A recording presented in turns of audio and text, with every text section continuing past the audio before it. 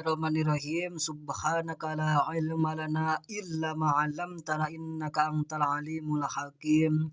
Faslun tawiki ku pasal sawiji suruh tu jamai takdim utawi pira-pira syarat jama takdim. Iku arbaatun papat.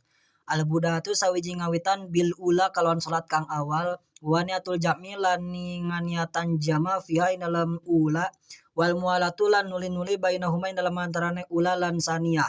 Wadawamul udri lan langgenge udur.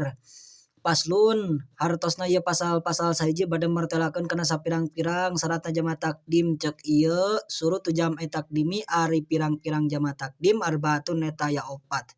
Albutatu kahiji ngawitan bil ula ku salat nu kahiji wa niatul jam'i jeung niatan salat nu kadua piha dina ieu ngamimitian.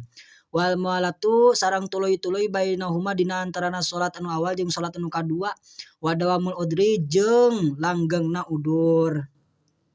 Tegesna syarat jama takdim teh aya opat.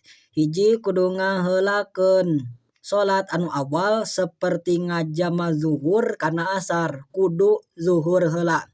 Dua syarat jama takdim teh niat jama dina salat anu awal. Niatna nawaitu sholli fardu zuhri majmu'an ilal asri lillahi ta'ala.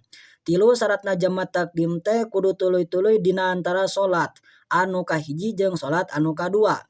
Opat syaratna jama takdim teh kudu lami teu damangna atawa lami nyabana